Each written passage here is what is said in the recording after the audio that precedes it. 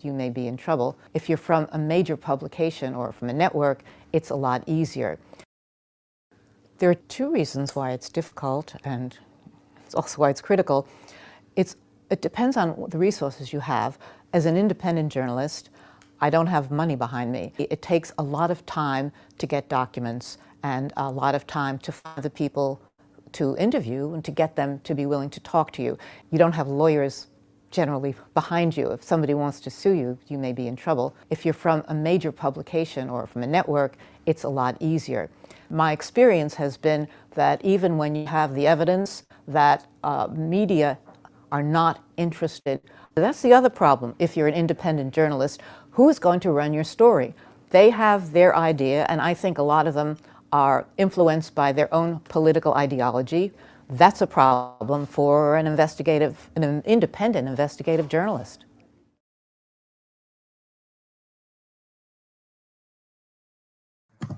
Well, hello everyone. Hello Reddit. Hello Superstonk. Hello world. Thank you so much for waiting.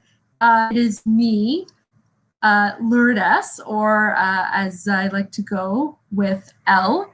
I'm here today with the amazing, phenomenal, fantastic, one and only award-winning investigative journalist, Lucy Komisar. Lucy, thank you so much for joining us today. I am so excited about this AMA. The more that we've discussed, the more phone calls we've had, the more I've learned about your background and your history and your involvement in this whole saga with not just GME, but with naked short selling. My mind has been absolutely blown away. So, needless to say, everyone is thrilled to have an opportunity to hear directly from you. So before we begin, I would love it if you could maybe give us a brief introduction just about, yourself, your background, and how you really got involved in GameStop. You are muted, Lucy. Excellent. Okay. I got involved in journalism years ago. I was still in college. In the civil rights movement, I went to Mississippi and became editor of the Mississippi Free Press, which was a newspaper focused on the civil rights movement. And later I ended up coming back to New York. I couldn't get a job in journalism because they weren't hiring women. I once tried to get a job at UPI, and the person in charge of the bureau in New York said, "I'm sorry, Lucy, we already have 3 girls." So I became freelance and began writing about social justice issues, labor, civil rights, women, and moved on to being interested in writing about what was going on in developing countries when there were groups trying to democratize, to overthrow the dictator. And in the 80s and 90s, I went to the Philippines, which was ruled by Marcos. I went to Zaire, which was ruled by Mobutu, and I went to Haiti, which was ruled first by the Duvalier and then the people that followed them, but of the same clique. And in each of those places, these were on 3 continents, people said the dictator has looted the country and the money is all in Swiss banks. I thought, what is that all about? I haven't been reading about Swiss banks being the places where dictators, kleptocrats put their money. So I began to look into it. And that started me about in the late 90s in writing about offshore, the whole offshore bank and corporate secrecy system. And offshore, by the way, doesn't necessarily mean it's an island, although there are many in the Caribbean and on islands off the UK. It could mean Switzerland, Liechtenstein, Luxembourg, and right now it also means, in many instances, the US and the UK itself. And so that's interesting, Lucy, because when people think offshore, they will think Cayman Islands or some island somewhere. But what you're telling me, and as I understand it, is that offshore means a secrecy haven. So yes, you can still have an offshore account in the United States. Yes, you can. Places like Delaware, Wyoming, they advertise, set up a company. You can't have a bank account that's secret, but you can have a company that is secret. Now, Now, so Lucy, how did that, so your initial involvement in sort of these financial crimes and secret bank accounts and the offshore system, how does that tie into your involvement with GameStop? Well, because of writing about offshore, I got invited to be in a film which would be called The Wall Street Conspiracy, which came out in 2012.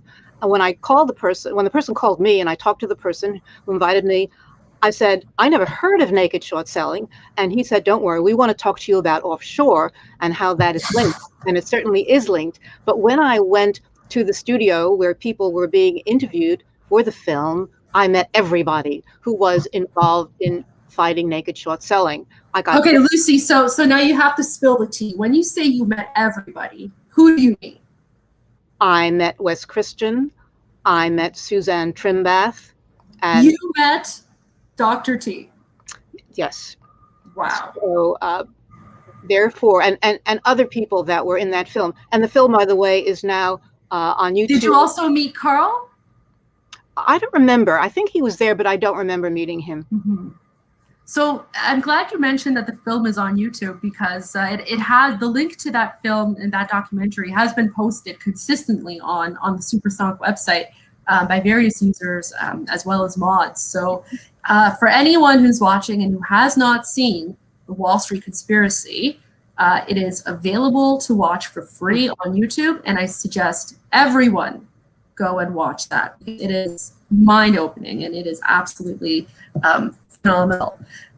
So before we kind of dive into the whole GME saga and some of the questions that users, apes have been providing. Now, Lucy, the reason we call ourselves apes is it's kind of building a sense of community.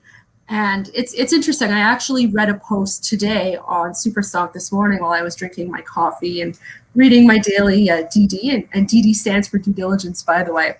I saw a post by an ape, and I can't remember who it was. My apologies, but they essentially said something along the lines of how they appreciated that we all call ourselves apes, because it's a reference to the fact that you have this community of people from around the world who are learning about this very complex economic and financial system. And by referring to ourselves as apes, we're essentially implying that we don't know anything, but we're here to learn. And it's almost inclusive in a way. To start with, to show you how the offshore system really does connect with naked short selling. And it's about the Sedona story. And that started out about 20 years ago. Sedona is a software company based in Pennsylvania, in King of Prussia, Pennsylvania. It was just starting out, and it wanted to expand. So an investment banker named Michael Vasinkovich, he was working at a company called Ladenburg Thalmann, and he said he could help finance their growth. Now, this Ladenburg Thalmann was owned by corporate raiders Carl Icahn and Bennett LeBeau. Those names certainly.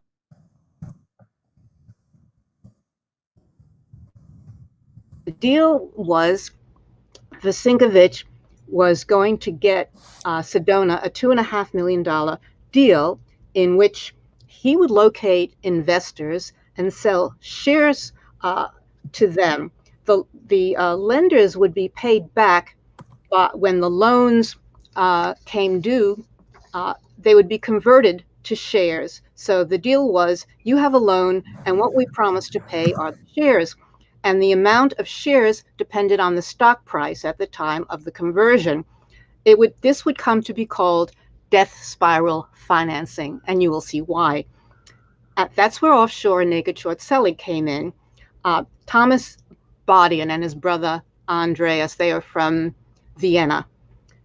They had a company called Rhino Advisors, and they would be the intermediaries working with Sedona and the man from Ladenburg Thalmann. And they were working with an offshore fund called Amro International, which was registered in Panama, based in Zurich, 2 offshore places. Now, the Ladenburg investors included the Batliner Group, Well, anybody did some due diligence, they might find Herbert Batliner, according to a 1999 German intelligence report, was in the business of laundering illicit funds. And U.S. Prosecutors told a Colorado trial in the federal court that Batliner had been handling the money for a very prominent Latin American drug dealer. So the the contract with AMRO said no shorting, because the shorting would push down the price of the shares, and the less the shares were worth, when it came time to convert them, the loans to shares, the more of the stock that AMRO would get. But the Bodians went to work. When Sedona signed the deal with Ladenburg Thalmann in February 2000, the shares were trading at $6. Every time the company made a good deal, good news, such as a relationship with IBM, it should have tripled their shares. The shares went down, and they couldn't figure out what was going on. But it turned out that the Bodians were shorting the sale through an electronic communications network that allowed the seller to hide. And a month before the conversions, Andreas Bodian told the brokers at the infamously corrupt and now defunct New York brokerage called Refco to start selling Sedona stock short from an account at an offshore Refco affiliate. Refco was not fly by night. It had $4 billion in some 200,000 customer accounts. It was the largest broker on the Chicago Mercantile Exchange. In a month, they pushed down the price of the share from $6 to $1. Now, Bodian told the brokers, and this was on tape at Westminster brokerage in New York, keep selling, use unbridled levels of aggression, because every dollar that you sell is a dollar in my pocket. The price fell to 75 cents, then it fell to 10 cents. And the Bodians, the trading that they had been doing in 1 month represented 40% of all trades. Somebody should have been looking at that, trying to figure out what's going on. And the conversion left Sedona still out of their $2.5 million loan, owing $1.9 million. And they would have to issue more shares because they would end up letting the Bodians would control the company. So they started out in February of 2000 with 77 employees. They had 65 clients that wanted their software. They had an IBM contract. They had 17 million in financing. When the stock tanked, they lost business. Companies don't want to buy software when they may not be anybody around to service it. They couldn't get other financing. They had to fire employees. So Sedona finally went to the SEC and the Justice Department, and the justice, looking at what was going on, they charged Andreas in a criminal case, but he jumped bail and went to Vienna. Now, Austria doesn't have a treaty with the U.S. that where somebody's a miscreant in a financial crime, you can't demand that person come back. There's no extradition. So, and Thomas Bodian and Rhino settled with the SEC for $1 million without admitting any guilt. But the SEC did not sue Ladenburg or Batliner or Westminster or anybody else involved. So in May of 2003, that's when lawyer Wes Christian got involved. He filed a civil suit against Ladenburg Thalmann, against Vasinkovich, Bodian, Rhino, and some others. However, Judge Swain in New York heard the suit, and over 9 years, she blocked the suit by not ruling on the very first key motion. She also never allowed Sedona to get discovery, which would have given them the documentation they needed. She dismissed most of the defendants, including the central figures. And finally, Wes Christian settled with Ladenburg, which was a few months before the case was scheduled to be heard in federal court. So Sedona is still in business. It's trading at less than a penny a share. But what are the lessons that we have here? Major companies, such as Ladenburg, may enable fraudsters. That the SEC and the courts do not provide protection to the victims. Sedona was taken down in 2001. When the SEC passed Reg Show, which was to deal with with short selling in 2004, they included massive loopholes, which have facilitated naked short selling at GameStop.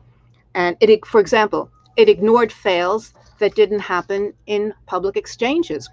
The Bodians had moved trades through Canada. Sorry, are you referring to fails to deliver? Fails to deliver. Mm-hmm.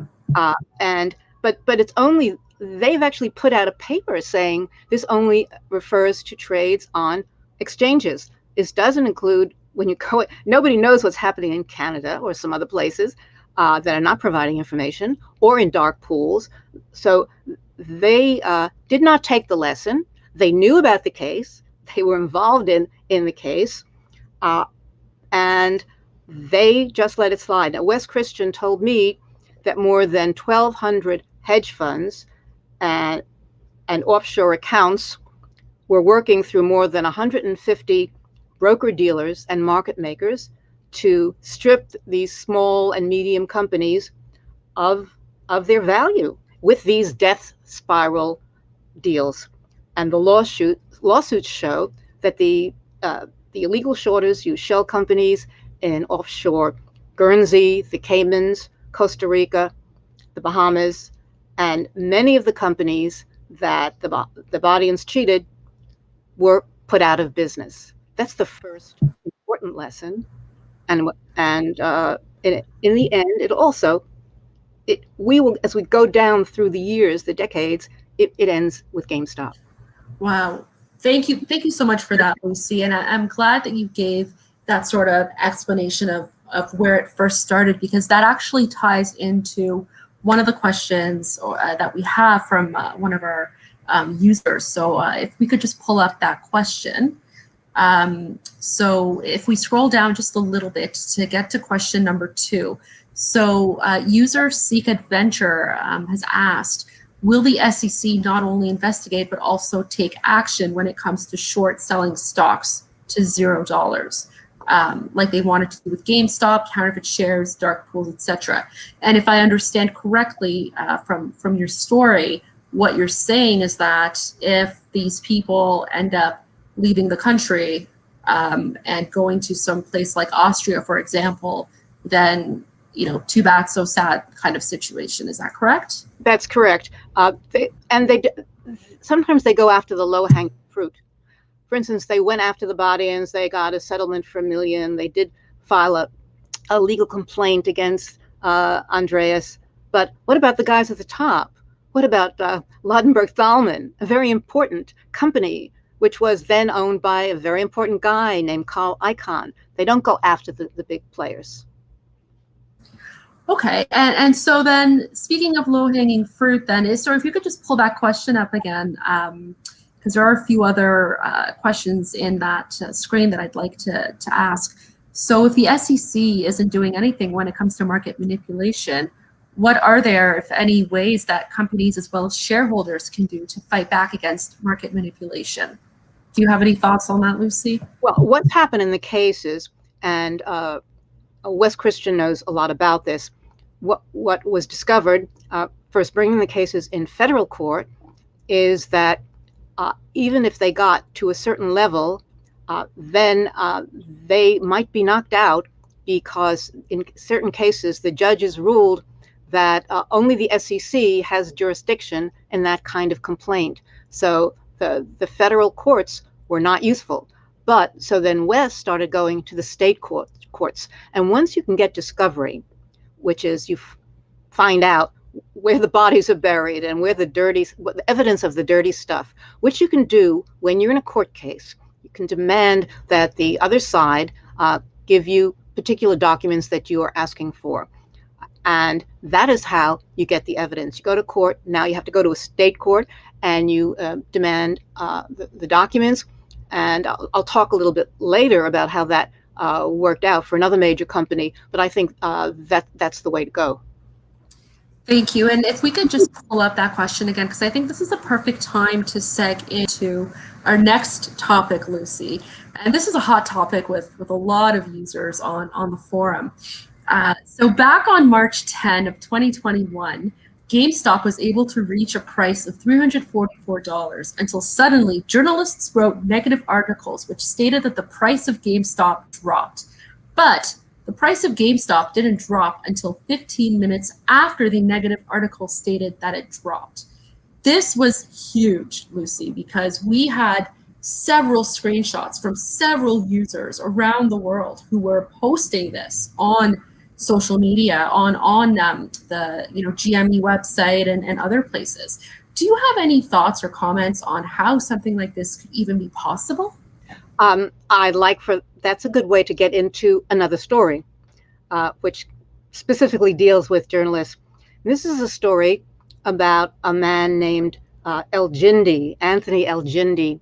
He was an Egyptian who pretended to be an Italian. He lived in San Diego, and he ran a subscription stock message board on the internet.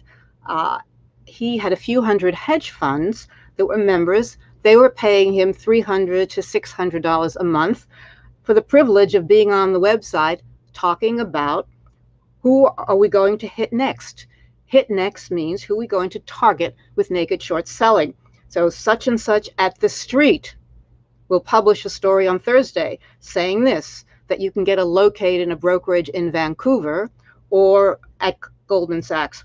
Among the members was Dan Loeb, who founded and heads Third Point, one of the world's largest hedge funds.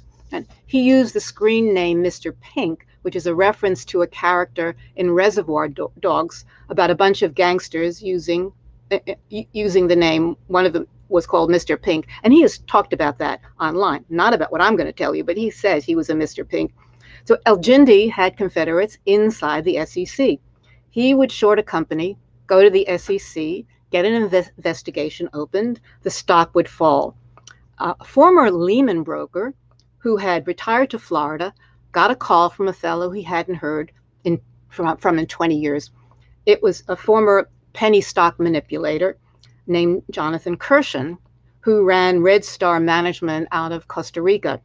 And he told this former broker that the stock of an internet health company he was an officer in was going to be hit by an attack. The person said, "Why are you calling me?" He said, "Well, years ago, you treated me fairly." So if there was going to be attack, he probably was looking at the website of the company, and he found out that this guy was one of the officers. He also told him about the El Gindi website. And he said the attack would include articles by financial writers. So Kirshen, on tape to the broker, said, "We have journalists on the take."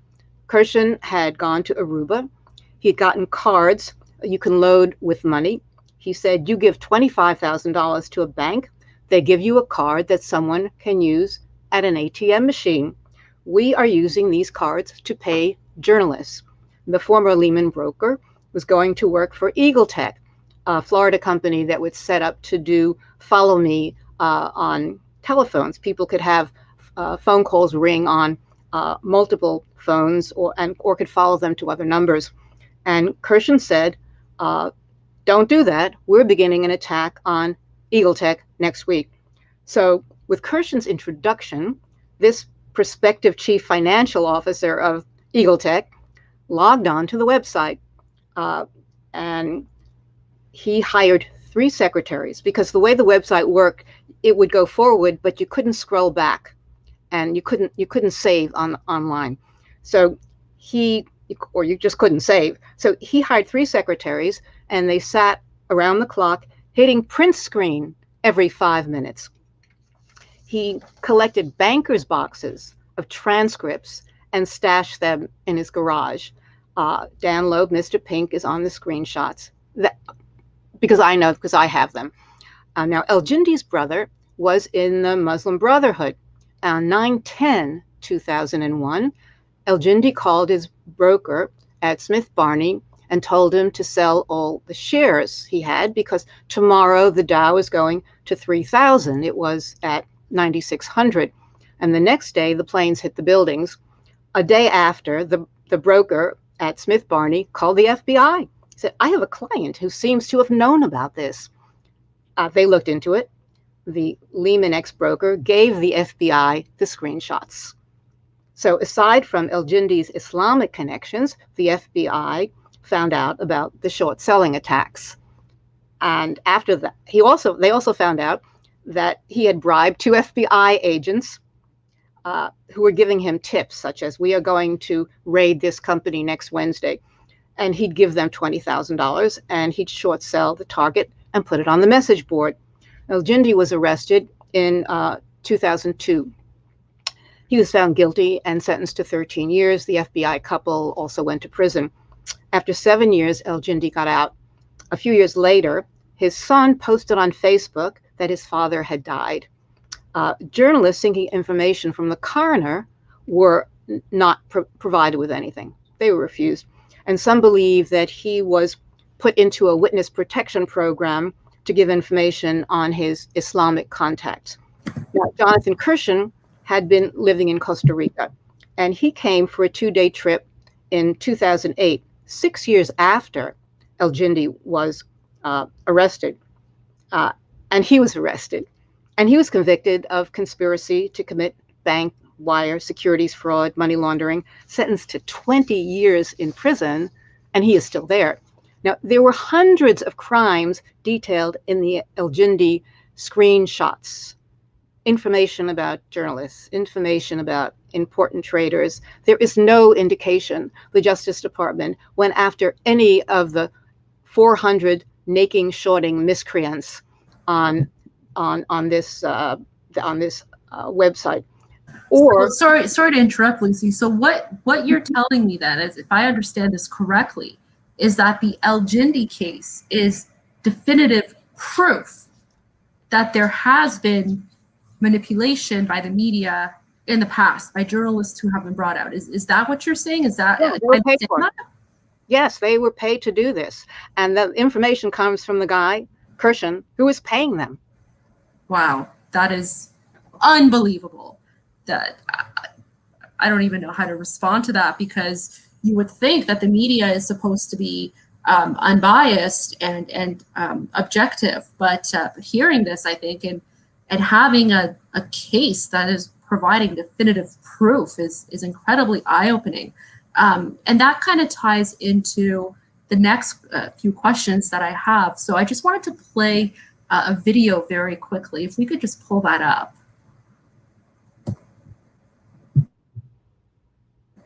Welcome to Wall Street Confidential. I'm Aaron Task, joined again by Jim Cramer. Jim, welcome. Good to see you.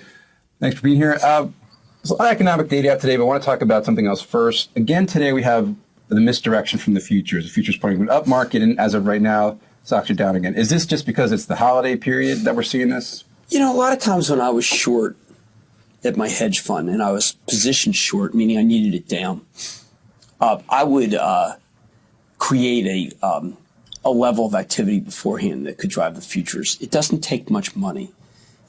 Similarly, if I were long and I would want to make things a little bit rosy, I would go in and take a bunch of stocks and make sure that they're higher. And maybe commit $5 million in capital to do it, and I could affect it. So we have this video here from Cramer, and I just wanted to pull up this question now. Not this one. I'm looking for media and collusion, question number 2 from, yes. So Saraf, and my apologies everyone in advance if I don't pronounce your usernames properly. So Saraf asked some pertinent questions that I think is kind of relevant to what we are speaking here, Lucy. So at the bottom, the last 2 questions, Saraf has asked, do you believe that major media outlets have been compromised, and in what way? And do you believe it is possible that large institutions compensate media outlets to write false statements that financially benefit the institutions? I think they're compromised in that a lot of what financial reporters do is rewrite press releases from companies and from brokers or whoever wants to get a line across, and partly it's partly a little bit of laziness, but also these people are their sources. And if you want to keep having sources, which is where you get most of your stories, you cannot turn them off. So that's a problem when you have limited sources and you're not doing your own digging, and maybe your editor doesn't really want you to do any serious digging.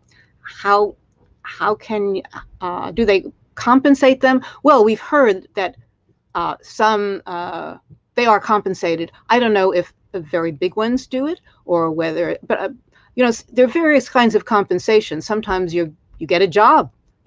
You write what people want to hear, and suddenly you leave at a newspaper where you're paid X, and you get a job someplace else where you're paid 10X. And this is also Wow. payment for service. So that's really interesting, because one of the questions that a lot of users have brought up, and if we could bring up that question again from Saraf.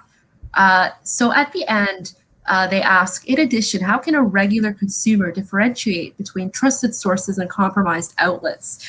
And I think this is a really important question, because for a lot of people who aren't necessarily familiar with media or news outlets, it's difficult to determine what is an actual objective news outlet versus what is potentially a biased. And some examples that come to mind are Motley Fool, for example, or Market Watch, or possibly even CNBC.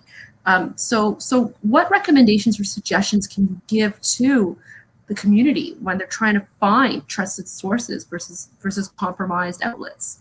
Well, first, you look for evidence after they make claims, documentary evidence, and then maybe you have to you keep a record of they said this, and after a month or so or more, the truth turned out to be this, which was not what they said. So because people tend to forget, they listen to something on the media, or they read something and they forget a month later that it turned out not to be true. So I think it takes some time to continue to keep these people honest by reporting when they said something a month or two ago which turned out to be false and which was not based on any evidence.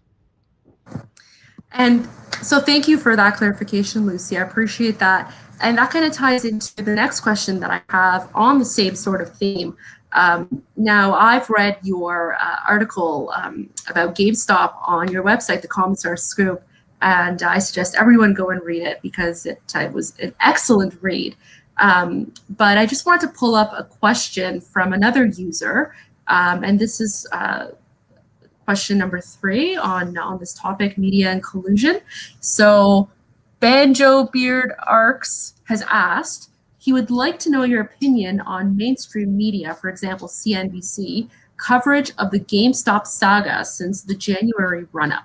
So how would you compare their coverage to your coverage? And do you think that what they have done has been objective and unbiased?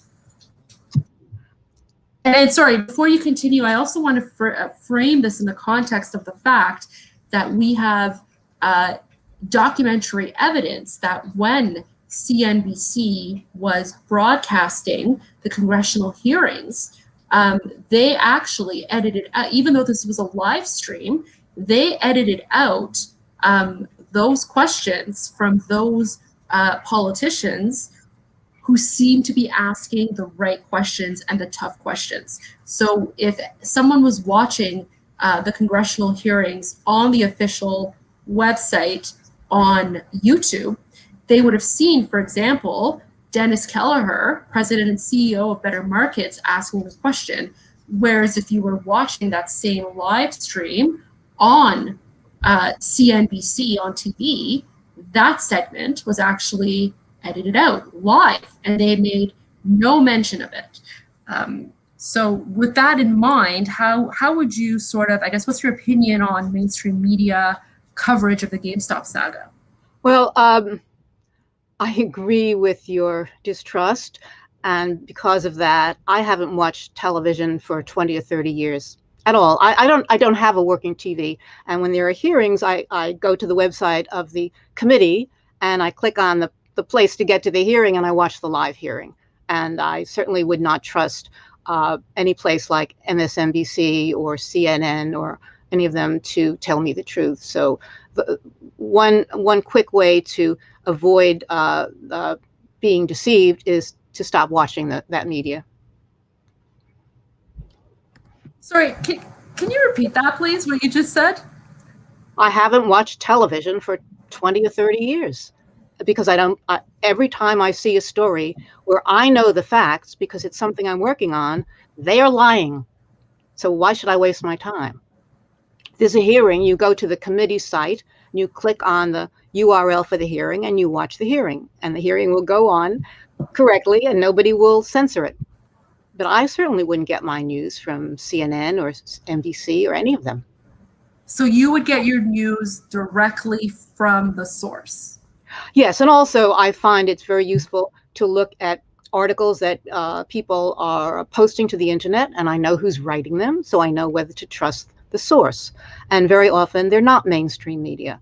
And I have found, for example, that the postings on GameStop are brilliant, or give me so much more information that Superstonk, sorry, to mix that, Superstonk, they give me so much more information than I get in the media, mainstream, or even in so-called alternative media. Much better. Go to the source. Well, that's one of the sources because people are doing research where they are going to actual documentation.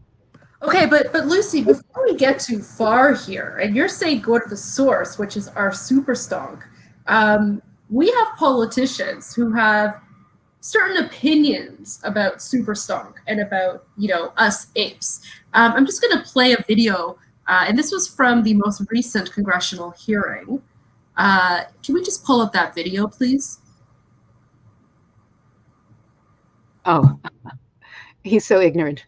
I saw that. You see, when erroneous and inaccurate information posted on social media sites has the ability to broadly influence investors and move the market, sometimes drastically, this gentleman poses a serious question for you, our regulators.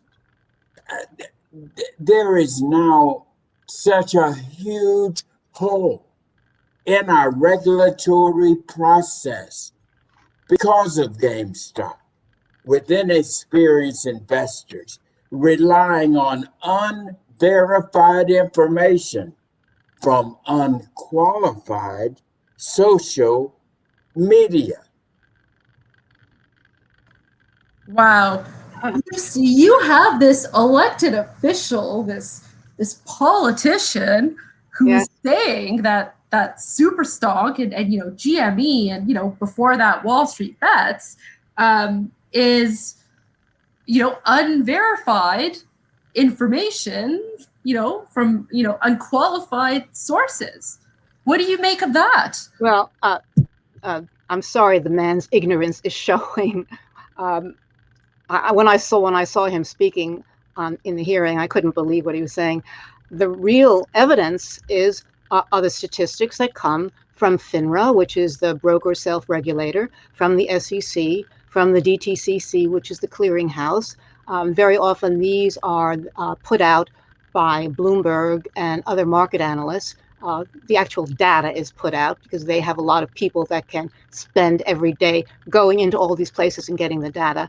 And the things that I read on, for instance, on Superstonk, are all based on the data with charts and graphs and links to FINRA, all based on the data.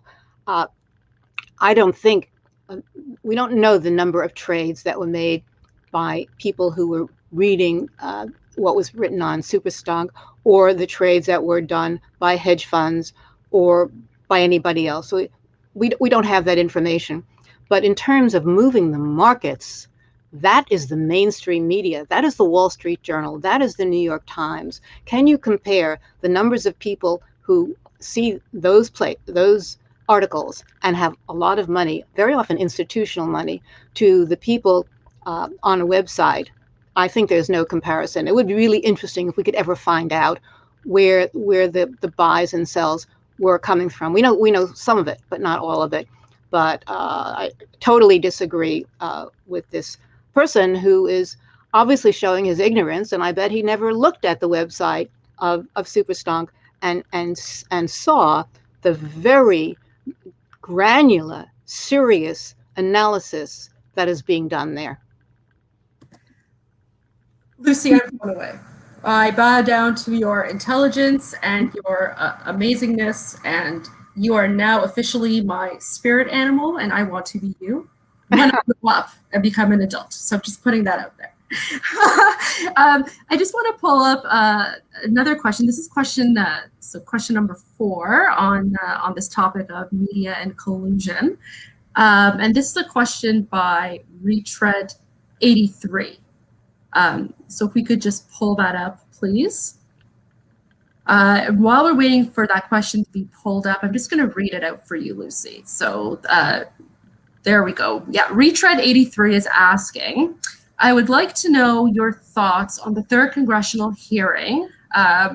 Actually, well, let's broaden this up and say on all the congressional hearings, because I know that you have watched them.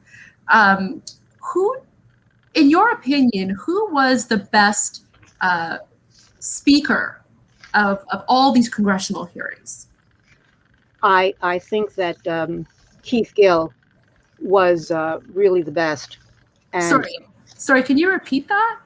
Keith Gill, he was the retail investor. He'd bought GameStop through Wall Street Bets, and he said that he made the most important comment. He said that the same share could be located dozens of times, even for multiple clients, and that option market makers like Citadel were exempt from the rules, and that they had to locate the stock. And he said the ability for the same share to be shorted infinite times is a pathology. We don't have the ability to track what shares are shorted and how many times. Now, even Robinhood CEO Vlad Tenev said, yes, someone could have no shares when the music stops, and this would and how would the claims on the shares be solved? There were 3 hearings.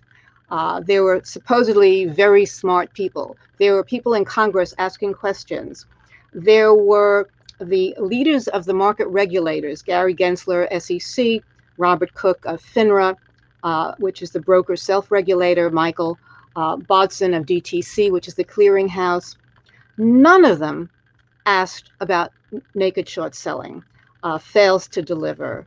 None of them ask about any of the funny business that goes on, which I'll talk about in a minute, that relates to the Overstock case. None of them talked about that. The best person in those hearings was Keith. Okay, sorry, I just have to take a moment here, Lucy. So you are telling me that of all 3 congressional hearings, and you have watched them all, correct? Correct. So of all 3 congressional hearings, the best, most educated, most qualified speaker that you have heard, in your opinion, was a retail investor named Keith Gill. Sorry, I just know him by his Reddit name, which is deep effing value, and also on Twitter he goes by Roaring Kitty. You are saying that this retail investor was the most eloquent, most intelligent, and most qualified speaker. Now, on this question, remember the title of the hearing was about GameStop and short selling. And if you're talking about short selling, you have to be talking about naked short selling. Now, I'm not saying all the other people didn't say interesting things about their subjects, but they ignored the question. They ignored the elephant in the room, because the elephant in the room is naked short selling. But I want to get to another story, because you started to ask about the media before. And this is a story which both talks about the media and also about the flim-flam that's going on, which none of these people alluded to except Keith Gill and Vlad Tenev. This is the Overstock. Vlad is the boy from Bulgaria. And he's the CEO of Robinhood. So This is the overstock story. It is very important. So the part about El Jindy paying off the media takes us into the overstock story, where many of the crooked tactics used against GameStop were perfected. So in about 2004, overstock was targeted by naked short selling. The CEO, Patrick Byrne, got a call from someone on a stock message board. This is not El Jindy's. This is something more like a community board. And he warned him. He said that Gradient Analytics, which is one of the companies that analyzes stocks and puts out the information, they would continue to publish outrageous information at the behest of short-selling hedge fund clients, such as Rocker Partners. Journalists, he said, journalists are going to call you, and he listed reporters to Byrne. He said they will write hatchet jobs on overstock, and the same information that ends up in the Wall Street Journal would get into the hands of reporters in Fortune, Forbes, Barron's, The Street, Market Watch, all of whom would call in coming weeks. And your short interest, which is the shares that have been sold short but not covered, is going to skyrocket. And Byrne said, "Oh no, I don't believe that's going to happen." And then he said, "You will come under federal investigation. These people are wired into the federal government. You will see stocks appear on small foreign exchanges like Munich, Hong Kong, Singapore, without overstock's authorization, making it easier for hedge funds to sell phantom stock." And then he predicted overstock would appear on the SEC's threshold list. This was a list of naked short selling victims where the fails had not been covered for a number of days and weeks. He said to me, Byrne did, every one of those predictions came true. The stories in the financial press, the investigations by the Federal Trade Commission and the SEC. He said one was opened by Richard Sauer, who left the SEC to be a securities lawyer for Rocker Partners. So Byrne was learning about other companies also on the reg show list of companies that had been shorted and fails had not been covered. They had the same group of journalists attacking them. And Byrne said there was an incredible similarity, a coincidence of time between lawsuits, federal actions, stories by the same reporters, and enormous spikes in fails to deliver. There were patterns. People seemed to know about in advance what was happening. So he took his information to the SEC, and Mark Fickus of the SEC San Francisco office started investigating some reporters for their role in the criminal targeting of overstock. But the financial press got to the SEC Commissioner, Chris Cox, and he canceled the subpoena. Now, another player in the scheme was the law firm Milberg Weiss. It hired shills to short sell targeted companies. The companies would be attacked by the journalists, by people in some of the agencies. When they declined in value, the law firm would then sue them, would actually sue the companies, not sell the shorted, not make money from the shorted sales, but sue the companies in the name of the shill. You have not acted properly. That's why the price has gone down. In 2006, the SEC filed a lawsuit, and the DOJ, Justice Department, indicted Milberg Weiss, saying it paid plaintiffs to purchase the securities. They would be told to buy stock in such a company. Months later, it would crater. But didn't ask them, how did they know that the stock was going to crater? And the only charge was it was illegal to pay shill plaintiffs. So the eighth largest law firm in the country. Sorry to interrupt. Did you just say shill plaintiff? Well, means a fake plaintiff. A fake. Okay, so shill is a real word, is what you're saying. It's a real word, yes. It means okay, thank you. It's a fake plaintiff. So the question is, 2 lawyers from Milberg Weiss went to prison. But why did these agencies, the SEC and the Justice Department, not look for the other part of the scheme? There were many parts of the scheme. It didn't happen Milberg couldn't have decided this by itself. How did he figure out which companies to short? Part of the scheme. the agencies, regulatory agencies, didn't go after it.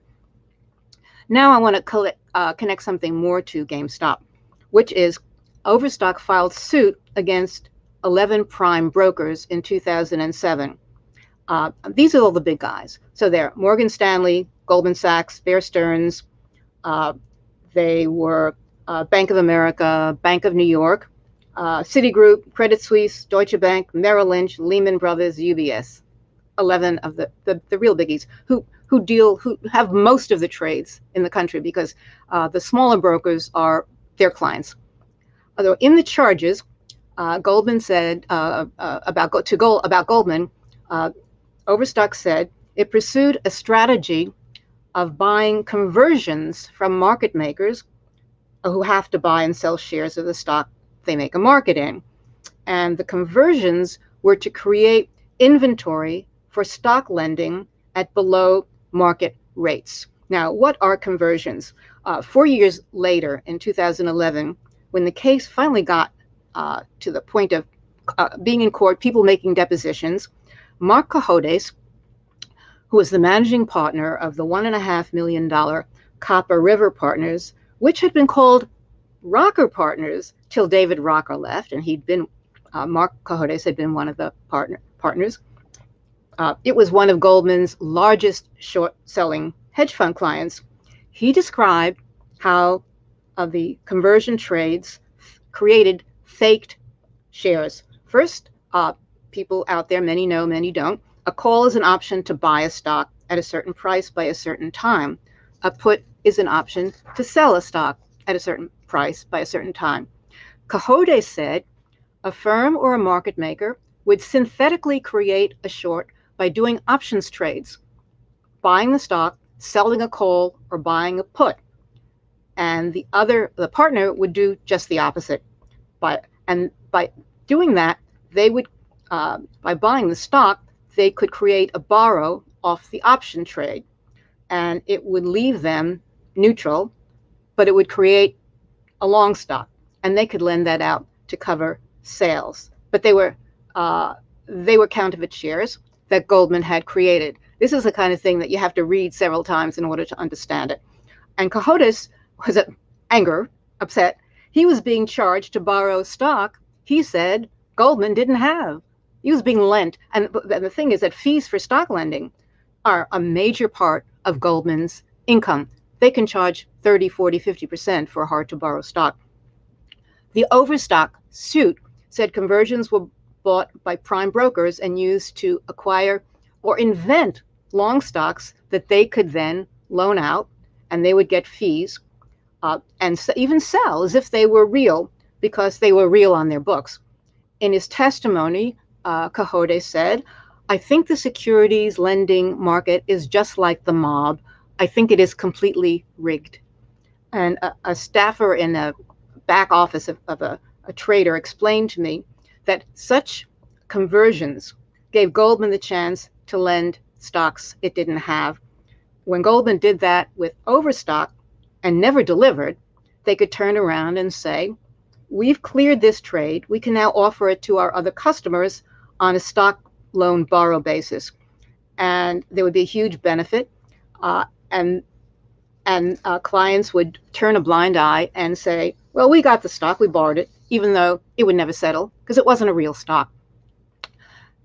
When the documents came out and Overstock was able to get emails that were talking about this between Goldman and his clients, Goldman settled with Overstock in 2015 and paid $20 million. There was something there.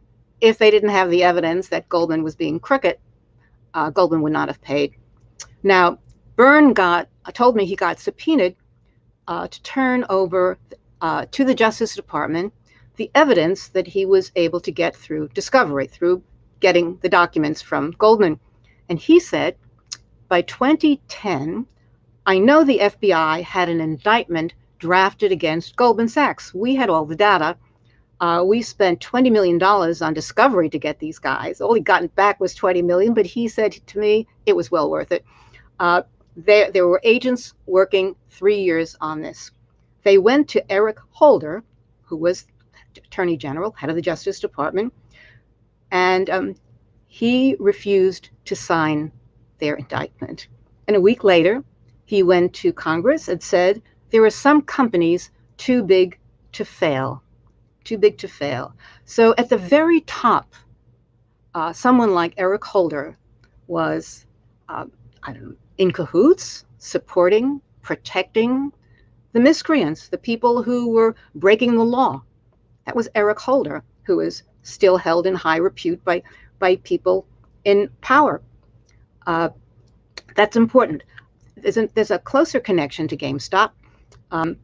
One of the Goldman clients was Wolverine Trading.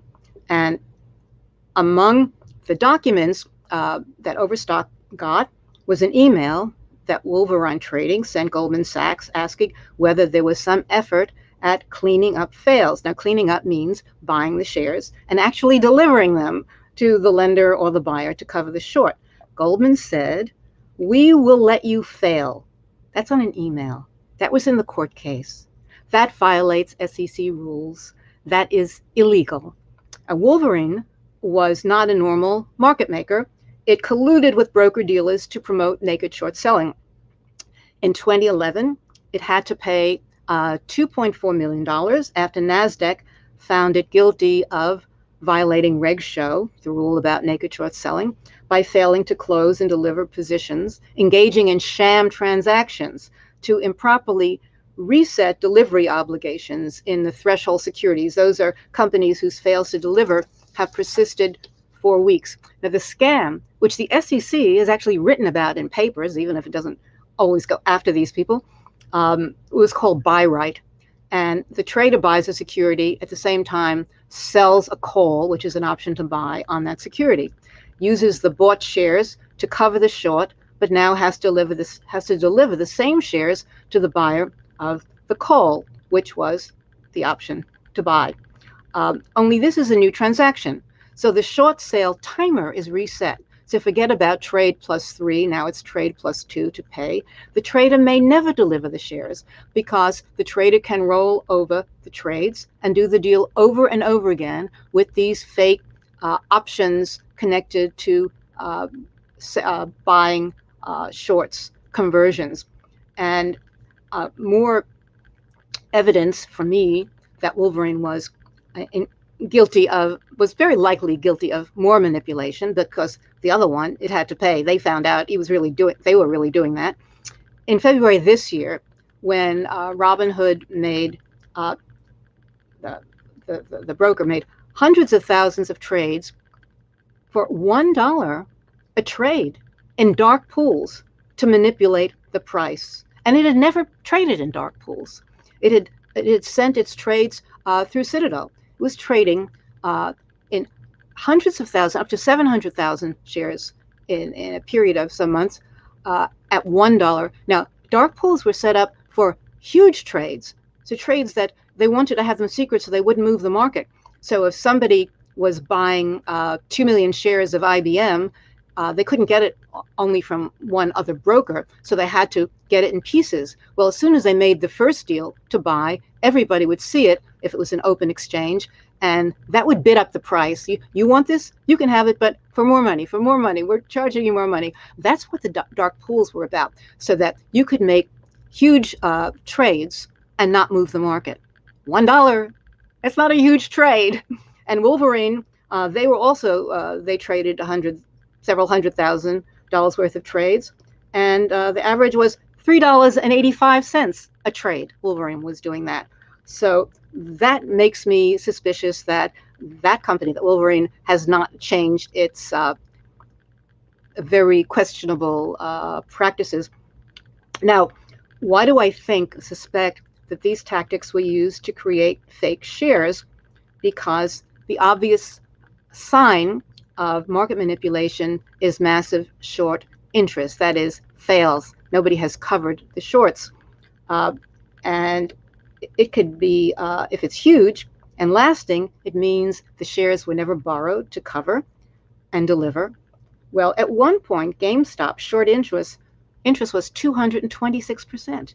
226% of existing shares had been sold short, more than twice as many shares as existed, and of course, not covered. So that's how some of the things that Overstock discovered, the share conversions, they also had buy rights. These are things I think were also used in the market manipulation of GameStop shares. That's absolutely mind-boggling, Lucy. And everything that you have described from previous cases and previous examples as it relates to GameStop it's just so similar. I mean, you see the same patterns over and over and over again. And it's just incredible that this has been going on for so long. Now, Lucy, I see that we have reached the 1 hour mark, and I know that in our previous conversations, we spoke about just, sort of ending it at the 1 hour mark. But the feedback that I have received from the mod team and in the chat is that they would be honored if we could continue hearing from you for maybe another 20 to 25 minutes, if that's okay with you. That's fine with me, and I can come Excellent. back. There's so much information. Yes, and there are some questions that I want to get to at the end. But what I would like to do right now is I have a number of questions that I just kind of want to go through very, very quickly, sort of like a rapid fire type of scenario, and just hit as many sort of short questions as we can before we get to the final conclusion. So if we could just pull up my screen. And so the first question we have here from Mexican Red is, my new #1 question, in whose interest is it that we do not have a system like the one highlighted in the article? And the article they're referring to is one that is speaking about sort of a more equitable and fair stock market system. So in whose interest is it to not have a fair and equitable system? It's in the interest of the big broker-dealers and the hedge funds, the big traders. They are making money off this corruption.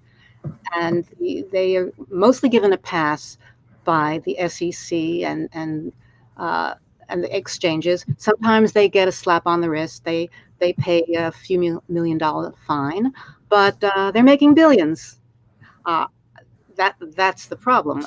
You can't stop it unless there's real punishment. I think that if somebody robs somebody of $1,000, they go to jail, or $10,000.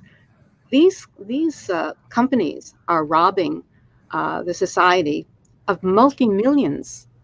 They need to change the laws so that the people who do this go to prison. That will certainly concentrate their minds, because even when the fines are paid, they don't pay them. The fines are paid by the stockholders of the companies that are found guilty of Goldman. Goldman, the head of Goldman, is not paying those fines. Probably getting a boost in his pay. If these many millions aren't enough, let's double it. So I think that's what has to happen. But it makes a lot of money. That's follow the money. That's why this continues. Wow. Okay, and so my next question, or the next question from the community, and if we can just pull up my screen again, does speaking out on topics that involve high-profile corruption and/or very rich, powerful people ever make you fearful to publish certain stories?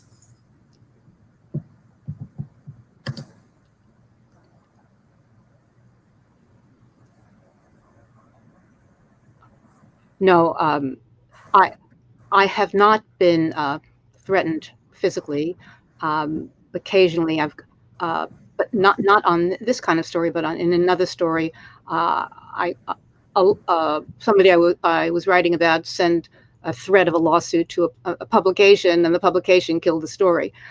But I haven't been afraid, and I think there's no point in being an investigative journalist if you're going to be afraid. You might as well get another job.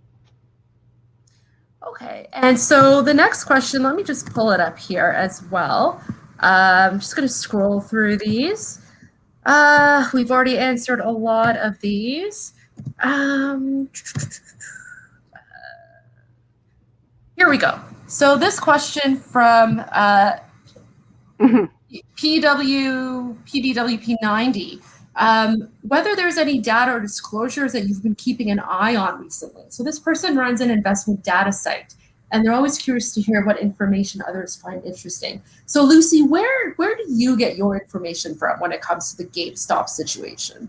I get it from Superstonk, and they're very credible because they cite all the sources. Every time I see a chart or some numbers, they say, and this comes from here, and this is the URL. That's the best places. I mean, that's the best source that I can think of. But didn't that politician say that this information is unqualified? And so you're telling me that an award-winning investigative journalist gets her DD from Superstonk? I read everything that I can, but most of the articles on this story don't provide data, and so therefore I'm suspicious. I always follow the numbers, follow the proof. And it doesn't matter who put it up, but it just turns out in this case that that's who's putting it up. And I think that one could then see who did they cite, what is the URL, and then you can go to that place, and maybe they have many other things that also would be useful. But that's where I go first. Lucy, sorry, just interrupt. So I've had to mention a few usernames and I didn't know how to pronounce them. So I think it's your turn now. So can you cite some of the users that you have been referring to? Whose DD do you look at? Because I would love for you to try to pronounce their usernames. Oh, okay. I'm the only one who doesn't know how to. I may not remember that now. If you'd asked me before, I would have written it down. Well, I will. Well, there's one called Brokaw, who's very good. And I've been working on an article about the whole GameStop case, and I'm quoting and using material from a bunch of them, maybe half a dozen or 10 of the people who've been writing. So that's one of them. And when the story is finished, and when it's published, I certainly will send the link to Superstonk and also put it on my in Twitter. At Lucy Komisar, and so it'll be there. But you'll see the names, and I'm sorry if I can't remember them now. That's okay. That was one of the recent ones. And part of it is that a lot of these things are not real words. You have to sort of remember them because they're connections of syllables that are not real words. Makes it a little bit difficult. That's fine, Lucy. I'm so glad that you did that. Yeah, my name is the same thing. So if we can just pull up my next question here. I apologize in advance for this person's name. Can we just pull up my screen with the question? Yes, so I'm not going to pronounce the name, but this person has said, what are the best tools to determine how many shares are currently in circulation, and what tactics could be used to hide those numbers? I don't know. I mean, it seems to me that the people that FINRA knows, the DTC knows, the DTCC is Depository Trust and Clearing Corporation. They clear shares, except they don't clear what goes off clearing, which is through the dark pools. Off clearing means not through the regular clearinghouse. That's where a lot of the dirty stuff goes on. But and then the DTC, which is a subsidiary, is the vault that actually holds all the shares of all the stocks. People do not have their own shares. They have a digital entitlement to shares. So the DTC, I would think, would have all the shares, and the DTC, then another alphabet, NSCC, which is the National Securities Clearing Corporation. It's another subsidiary. They do the actual clearing. So when stocks move around, they will know it. There is a continuous net settlement system where stocks are moved to be settled, and there are all these, but there's not one. And I don't know whether the people who are running this really want there to be one. But those are the agencies that would know it. No private person would really know it unless you got all of the big prime prime brokers like Goldman and JP Morgan and the others to all agree to tell everybody about all the shares that they were moving, but I don't think they're going to do that. Thank you for that, Lucy. I'm just going to pull up the next question here.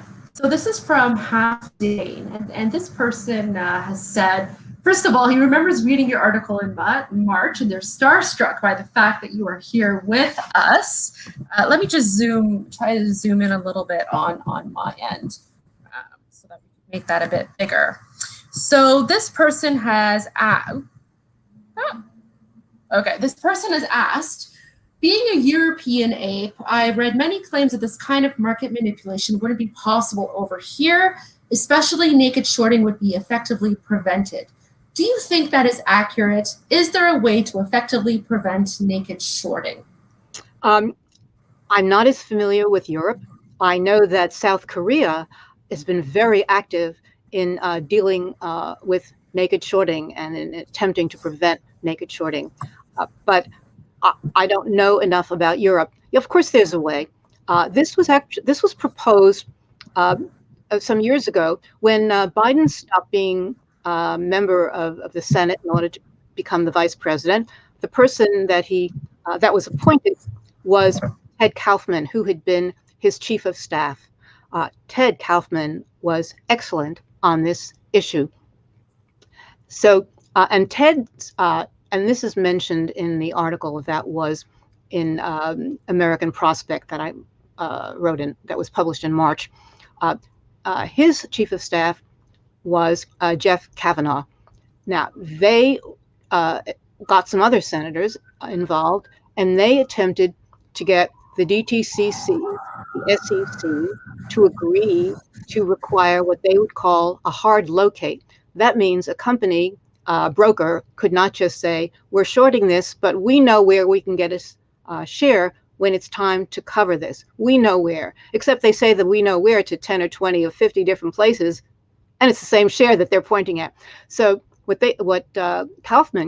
Kavanaugh wanted was to give a number to each share. I don't know whether they already have numbers, but they would each share would be identified by a number. So when you say, I am borrowing a share, or I have located the share, because it's mostly located, they don't really borrow, they locate, it has to have a number. So the next person, or that same person with another client, cannot locate the same share with the same number. It got knocked down. It got totally knocked down at that time, I guess it's more than 10 years ago. So now that Biden is in the White House, I wonder what Ted Kaufman is doing. Kaufman is still a major advisor to Biden. I wonder whether he is trying to press him on this, on the hard locate. They tried to do it, and we will see. But that would be a way to stop naked shorting, and it's easy. But the people in power don't really want to do it. Lucy, I'm thrilled that you mentioned South Korea, because it's interesting. There are a group of investors, retail investors in South Korea, and they refer to themselves as ants, and that goes back to their history. And there was an event that happened in the 1980s, and so they refer to themselves as ants in a very positive way, as if the group is strong together.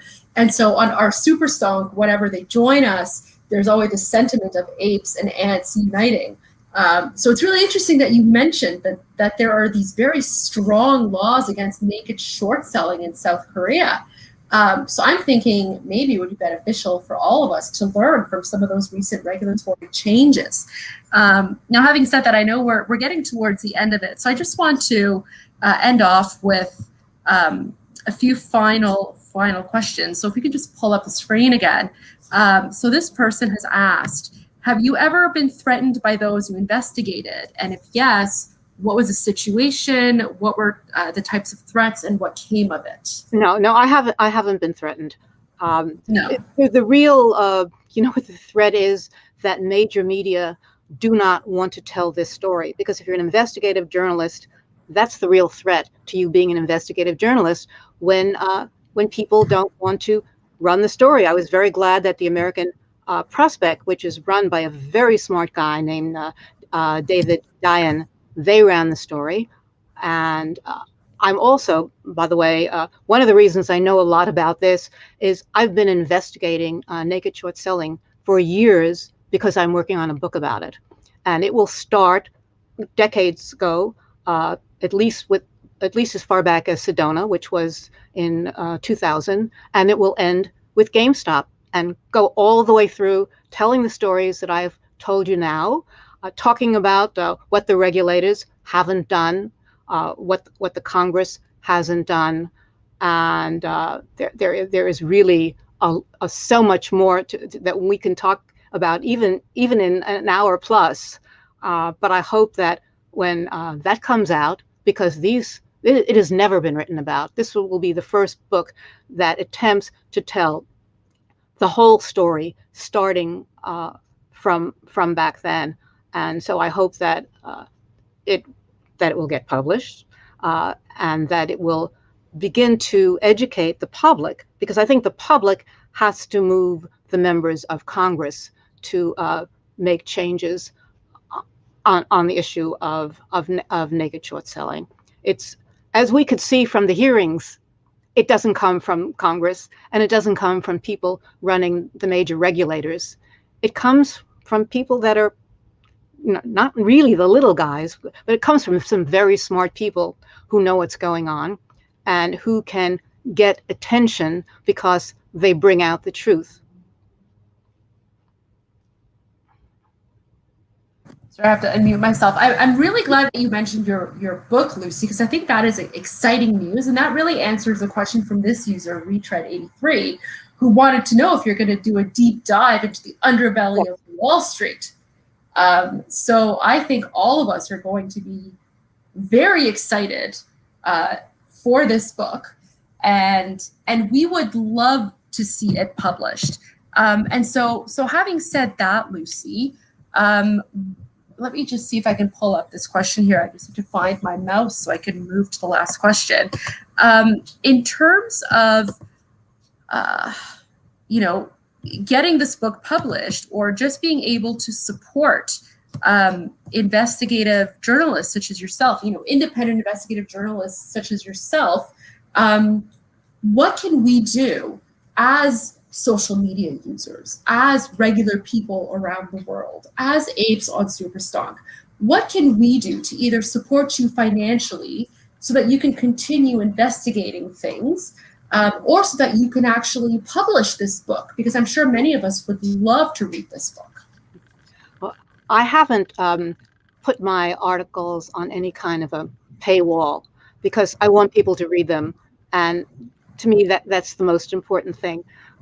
But there are people who have donated. My website has something that you click, and I think it goes through PayPal, or people could send me an email if they want to make a deposit to my bank account or send a check, and my email is listed on the contact on my website, and it's also listed on Twitter, on my ID on Twitter. So, and people have, and I think some of it comes from Superstonk, because I've got some donations just in the last few days. So it would have been that. That's what people can do.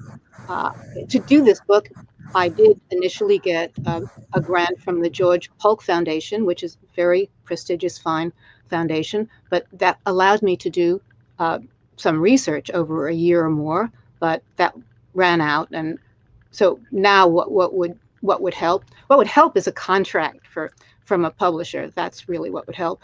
And in the past, it was one of these issues that you can't convince them because the media is all saying, oh no, this can't possibly be true. Now with the interest in GameStop, and now with more data coming out and people paying more attention, I think maybe that attitude will change. Well, we will see if it does change. Lucy, it has been truly an honor and a privilege to have you here. I could listen to you talk for hours. I just wanted to apologize to you and to everyone watching if at some points I interrupted. There's just so much information that we wanted to get from you, and there's so many more questions. I would love to, maybe at some point, if we could have you back on. It would be an honor to have you again. And I'm sure that when GME moons, one of these apes is going to start a publishing company, and I'm sure that they're going to publish your book. So if it doesn't happen before, I'm sure it's going to happen after. But Lucy, you know, in the final few minutes that we have left, what's your message to the community? And what's your message to everyone from the world who's watching this? And what's your message to the naked short sellers? Well, to the community, keep doing what you're doing, because what's on the social media, and particularly Superstonk is the one that I see, is so solid that I think it can help but persuade many people of the truth of what I am saying about the corruption of the markets, and how, in this case, GameStop was a victim of the market manipulation. So I think keep doing that work, keep following the numbers as people who are writing the articles are doing, and this is true in other countries. People can begin to look into what is going on in their country, and UK is a very good place to start, as well as Canada, which has a history of market corruption, especially around Toronto, a real long history of market corruption. In the UK, Lehman Brothers, that collapsed in 2008, one of the reasons it collapsed was that it was moving shares to its subsidiary in London. There's something called rehypothecation. It's a long word. It means that you can take shares that are in the account on, I think, the ones on margin. I'm not sure if they can do this if it's totally paid, but who knows? You can move it you can lend them out. We know that. Well, in rehypothecation, the same shares can be lent out more than once. This sounds a little crazy, right? You can lend them out, and then whoever got them can lend them out to somebody else, but maybe they are using the loan to cover something, but they're lending them out to something else. Well, the US has a rule that you can only rehypothecate to 140% of the real number of shares. You can go 40% above the real. Well, the UK has no limit, none at all. So what happened was, I talked to a lawyer who represented some clients who said, in the US, said they couldn't find their shares. They had been rehypothecated to London, and then rehypothecated again, and rehypothecated. They couldn't find their shares. And this is part of what Cajotes talked about, the rigged lending market. But that is one issue that people, and the other thing, this lawyer, American lawyer, New York lawyer, told me there was a meeting that I went to in London where people in the business, the lawyers and others, brokers, had a meeting about this problem with Lehman Brothers, and that a lot of it came from rehypothecation. And maybe we need to also have a limit, the way the Americans do, 140% maybe. They said, oh, no, because she said they're making too much money off it. They don't want to go by any rules of law. No. We'll just relend and relend and relend. You know, it's all smoke and mirrors. So if there are people in England, this would be a very good thing to study. How is rehypothecation working? And by the way, a couple of years ago, there was an IMF paper on rehypothecation. It's a serious problem that people know about, except you won't read about it in the media because it's another example of corruption of the market. Lucy, my book will talk about rehypothecation and explain. I can't wait to read that book, Lucy. So I know we have to wrap this up, but I've been getting hundreds of messages. So one final quick question. People want to know, or apes on Superstonk would like to know your thoughts on Gary Gensler. Well, that's a good question. He has I thought he had a good reputation at the FTC, the Federal Trade Commission. One person I talked to said, well, that's a little bit exaggerated. Let me tell you, there are some issues there. On the hearing, a lot of the questions were answered by, I've only been in the job 3 weeks. I will ask my staff to look into it. Let's see what happens. I think he's better than the last 5 or 10 that we can remember. He's better than them. But let's see what he'll do on naked short selling. He has a chance. What about the hard locate? What about the hard locate that Ted Kaufman wanted? That was about 2009, I think, when he was doing that. So let's see what he does. There's just so much time you can spend on studying, because the FCC has actually written papers on some of this about conversions. They put out an alert and a warning about conversions. Well, you know what a better alert would have been? Put some of these people in jail. That would have been a real alert. What's the point of writing an alert? So they have numerous alerts about these tactics, these corrupt tactics. But the issue is, what do you do about them? And a wrist slap of $1 million or $2 million or 10 on a company that's making $1 billion, that's the cost of doing business. That's what we have to watch with Gary Gensler. Lucy, so I've just received breaking news update. This is my moment to be a reporter. Breaking news. Your Twitter account has just gained 2,000 Twitter followers since this AMA. And we're hoping that it will increase from that point. If people pose questions to me on Twitter, I will answer them. Whoa, that is huge. That is definitely breaking news as well. So thank you so much for that, Lucy. I think that's gonna, people will test you on that. So we have 250,000 followers. Lucy, it's been an honor. It's been a pleasure. I am humbled. I am in awe. I'm so honored and grateful to have you here. Lucy, I just want to let you know that, I wanted to ask you if you would be willing to come back at some point. Yes, of course. Amazing. And without getting into too many details, I also want to know if you'd be interested in getting involved. The mods haven't told me what it is, but they have some big things in mind for Superstonk and the community, and they would be honored if you would be a part of it. Well, have to know what it is first. That's the perfect answer. So you will come back for another AMA, is that correct? Amazing. Well, Lucy, thank you so much.